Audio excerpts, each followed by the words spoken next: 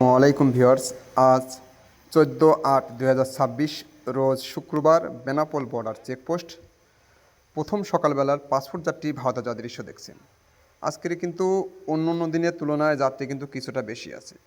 শুক্রবারে কিন্তু এমনি কিন্তু যাত্রী কিছুটা বেশি থাকে, সেসবে কিন্তু যাত্রী ঠিকই আছে। দেখুন, যাত্রী কিন্তু আজ অন্যদের থেকে একটু বেশি আছে।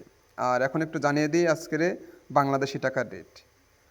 আজকের বাংলাদেশি টাকা রেট হলো, বর্ডারে যদি আপনি বাংলাদেশি 100 টাকা দেন তাহলে আপনাকে ভারতীয় 78 টাকা 30 পয়সা দিচ্ছে এখন। এটা কিন্তু বর্ডারের রেট। টাকা রেটটা কিন্তু আগের তুলনায় অনেকটাই কমেছে। আবার অনেকে কিন্তু জিজ্ঞাসা করছেন যে ভাই, আমি তো ভারতে যাব মেডিকেল ভিসায় কিংবা ট্যুরিস্ট ভিসায়, আমি কি কোনো রান্না করা খাবার নিয়ে যেতে পারবো? হ্যাঁ, রান্না করা খাবার নিয়ে যেতে পারবেন। কেউ বলতে ভাই কী কী খাবার নিতে পারবো? আসলে আপনি সব রকম খাবার নিতে পারবেন, শুধুমাত্র আপনি ইলিশ মাছটা নেবেন না। ইলিশ মাছ রান্না হোক কাঁচা হোক, এটা কিন্তু কোনোভাবেই নেওয়া যাবে না। ইলিশ মাছ বাদে যে কোনো খাবার আপনার নিজের খাবারের জন্য রান্না কাঁচা যেভাবে হোক নিয়ে যেতে পারবেন, সেটা নিজের খাবারের জন্য যদি নিয়ে যান। তাছাড়া কিন্তু শুধুমাত্র ইলিশ মাছটা বাদে অন্য অন্য খাবার নিতে পারবেন।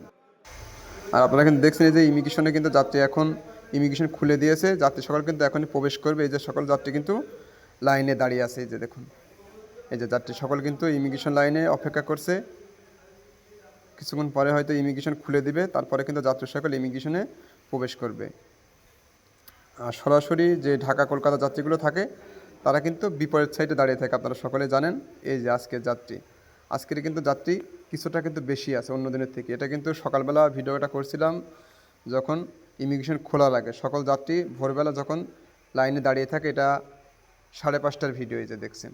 এনারা কিন্তু 5:30টার সময় সকলেই লাইনে এসে দাঁড়িয়েছিল। এই যে সকল কিন্তু এই যে লাইন ধরে এভাবে দাঁড়িয়ে থাকে, তারপরে ইমিগ্রেশন খোলার পরে কিন্তু যাত্রী সকল ইমিগ্রেশনে প্রবেশ করে। এই যে দেখছেন লাইন বাই লাইন যাত্রী কিন্তু সবাই সিরিয়ালে দাঁড়াতে যাচ্ছে। এই যে, আর বর্ডার কিন্তু এখন একেবারে স্বাভাবিক। দেখুন, এটা কিন্তু ফার্স্ট সকালবেলার দৃশ্য, শুক্রবার প্রথম সকালবেলার দৃশ্য। এই দেখুন, সকল যাত্রী কিন্তু লাইন বাই লাইন ইমিগ্রেশনে প্রবেশ করবে এখনই। সকল যাত্রী এই যে লাইনে দাঁড়িয়ে আছে।